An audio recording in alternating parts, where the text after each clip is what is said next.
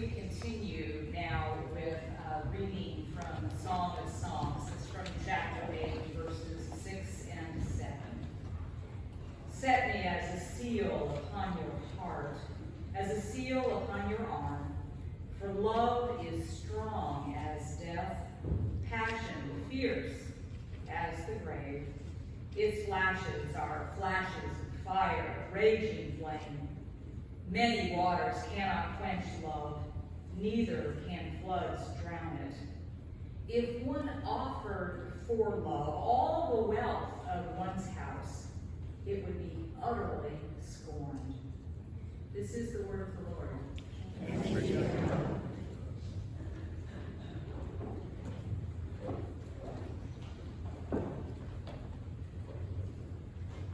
I learned early in my preaching career not to diminish a sermon, not to offer words of preface or words of explanation after that might in some way negate or diminish or apologize for the sermon, specifically the word.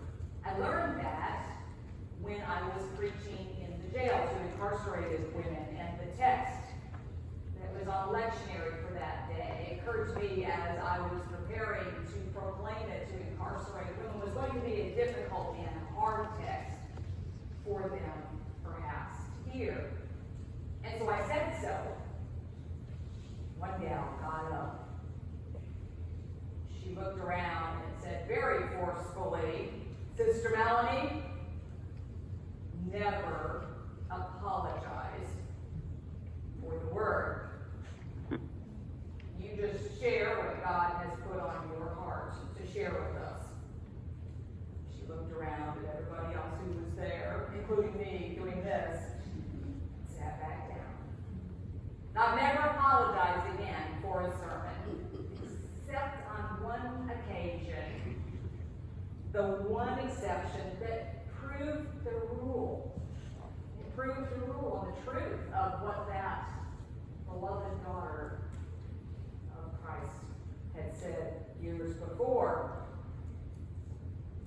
Song of Songs was on the lectionary, comes up once every 3 years. And I took advantage early in my tenure at one church to preach on the Song of Songs. Chapter 4 on the wedding passages that we have skipped over here at Westminster. And sadly, there had been a death in the congregation. A member who had been married to another member for over 30 years. The funeral was on Saturday. And I realized I was going to possibly be preaching to a recent widow, mere hours after we had celebrated her husband's life. And I thought, well, maybe she won't come. Maybe she won't come on Sunday. She came. Preached a sermon, a song of songs about brides and bridegrooms and passionate married love. And afterwards, I went up to her and I said, "I'm sorry if that was a hard sermon for you to hear today. A sermon about love and marriage." And she shut me down as much as that gal in jail had done. She said, No. It hurts to think about what I lost. But it reminded me of what we had. We had a good marriage. We loved each other very much. It was a good thing to be reminded of that. The truth is, God wants everyone. He wants all of us to experience the love that's celebrated in this small text, this ancient poem. These lyrics of love and passion that translate so well to our day. Love that is both human and divine. Remember, the Song of Songs works as we have been exploring and seeing, works on two levels, both about love between the shepherd and the maiden, the king and the princess, the bridegroom and the bride, allegorized, metaphorized, whatever, into the way that interpreters have taken over the centuries. Also, in addition, represent the love, the mystical connection between God and God's chosen people, and between Christ and Christ's church. You think about it, it makes sense. God is love. That's theological bedrock that you can definitely depend on. God is love. Amen. And we are created in God's image. So if God is love, and we're created in God's image, then we are literally hardwired for love. It's in our DNA, in all of its relational expressions. A couple of decades ago, the songwriters of our day, the lyricists of our culture, would have talked about love being a many-splendored thing. Today, they sing about love is love is love. Love in all of us, inevitable, unstoppable, immeasurable, unquenchable love. Love that is the beginning of all things, and love that never ends. Love, as another group would have said, love is all we need. Now, this short passage that we read from chapter 8 of Song of Songs is sometimes something that we describe or refer to as one of the love passages of the Bible. Love passages of the Bible. Lovely, poetic phrases that are hijacked and pulled out of their context all the time, and you find them needle pointed on little pillows, or maybe recited at weddings when they're not really even about weddings or marriage at all. Brides that ask me, well, can you preach on Ruth at my wedding? And I explained to them, I said, are you sure? Because you understand that the reference to, I will go where you go, that's referring to your mother-in-law, right?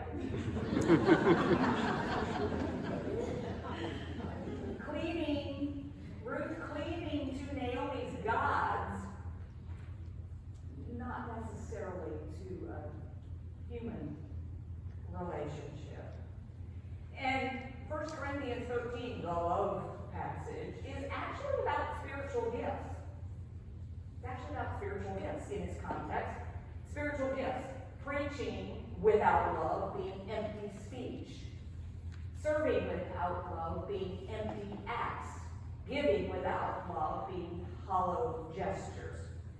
Paul, writing about Christian fellowship between brothers and sisters in Christ, when he talked about how love was patient, love was kind.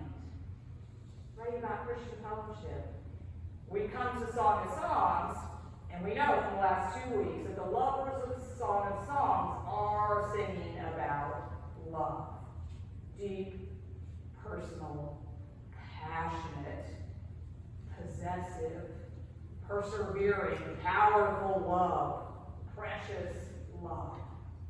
The kind of love where one or both of the people in love get the other's name tattooed in some inappropriate place on their body. And then it's ratcheted up from there. That kind of thing.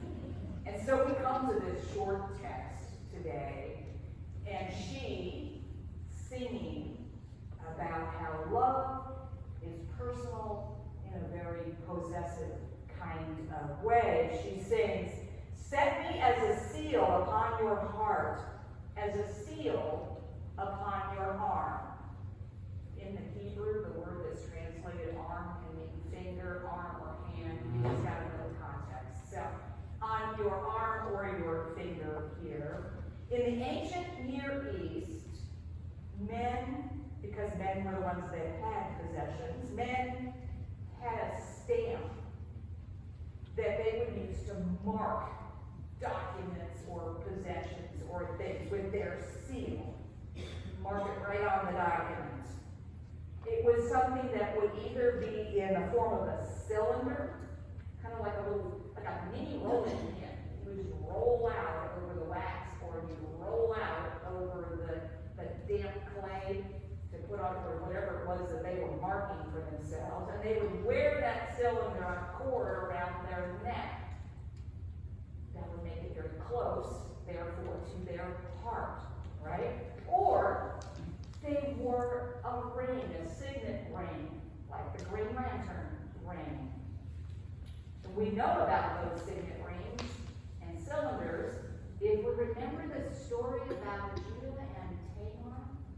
And what does she ask him to prove later that he is the father of the unborn child? She grabs from him his signet ring, right? So she can prove, and he's busted. In the Song of Songs, she sings, "Make me as close, make me be as close to you as that cylinder that you wear around your heart, or the signet ring that you wear on your hand." She wants to be that close and a part of him. Now, we might assume, because of our assumptions about the patriarchal past, that he's marking her, right? Isn't that where our brains go? That he's marking her. But she's the one that's marking his heart. If we read this text from her perspective, "Set me as a seal upon your heart. Let me be the thing that marks your heart, that is close to your heart, as an inward seal of your love for me." Or he the one that wears the ring as an outward expression of their relationship. No different than we wear rings today. It's kind of a reverse Beyonce thing, where she's like, if you like it, she'll put a ring on it, right? The gal in Song of Songs is singing to him, "I'm going to be the ring on you. You wear the ring as an outward expression of our relationship." Love that is personal and possessive. Love that is passionate, as we move on to the last part of verse 6. "For love is strong as death, passion as fierce as the grave." This love that she's declaring and describing here is as irresistible and inescapable as death. Now, we don't often think about the unyieldingness of the grave as being a positive thing. That's a negative thought for us of how irresistible and inescapable death is, how unyielding the grave is. That's a negative image. But think about the people who had brushes with death. People who have had some kind of event occur in their life that gives them some fresh awareness of the preciousness of life and how short a time we have. When you know that the yawning jaws of death are over there, it calls for this kind of passion. That's what she's tapping into when she talks about love as strong as death, passion as fierce as the grave. Love in the sense that this is the one truly created, constructive force that stands in the face of certain death, in defiance of the kind of destructive forces that are being unleashed all around us. It requires a theme song, like Celine sings, about her heart going on, right? face of the Titanic sinking. That kind of life will go on. The heart will love that goes on, even in the face of destructive forces. Love that perseveres, a flash of fire, a raging flame. Many waters cannot quench love, neither can floods drown it. Love, like a raging forest fire that begins with one little tiny spark, maybe one lightning strike that spreads and takes off. And once it gets going, it starts hitting those trees and it crowns, and it skips from the tops of the trees and goes racing up the mountainside, cannot be stopped. All you can do is get ahead of it and hope to get things out of the way. Or a flood that starts with a little tiny rivulet that comes from a little tiny underground spring someplace in the Midwest that ends up being the mighty river that creates the economy that we still live on. Love that once it gets started cannot be extinguished or stopped. Love that requires a warning label. Love that requires a warning label. When and who is going to be involved and invited. 3 times in the song, the lovers sing, "Daughters of Jerusalem, do not awaken love before it desires." Do not awaken love before it's the right time, because Katie barred the doors. Once you get it started, there's no stopping it. Now, I have been asked in the past, Pastor Melanie, is some of the songs appropriate for the younger set? And my response to that is yes. Because when we in the church try and deny that love is good stuff, young people just don't believe us because they know that it's good stuff. So we're best to go ahead and say, yeah, it's good stuff, and take from this book the things that it says about that good stuff. Love waits. There's a message that parents can get a good grip on. Love is a commitment, a lifetime commitment. And love, if it's true, will survive. If it's the real deal, it's going to survive. This is like we've talked about the last 2 weeks. Good stuff for all of us. Love is precious. If one offered for love all the wealth of one's house, it would be utterly scorned. Love cannot be bought. Among the things that money cannot buy, happiness, health, love right near the top of that list. Love is the great equalizer too in our world. It's the great equalizer. The people of the poorest means are entitled to its greatest riches. People of the poorest means is the richest love. It's the stuff of which fairy tales are made, of unworthy recipients of undeserved love. Unworthy recipients of undeserved love. Check out your fairy tales. It's the kind of thing like Belle taking the place of her father, self-sacrificial love, that then finds love with the unlovable beast, who, by the way, his name is Prince Adam. Yeah. Think about that one. That is indeed a tale that is older than time. tale of God's love for us. God's love for us this day. Invited as we read through this Song of Songs to see that it works on two levels. It's not just the love between a man and a woman, between two married people. Works on two levels, despite the fact that there is no mention of God. But it's not just about human love. It's about God's love for all of us. God's great love. God's great love for all the world.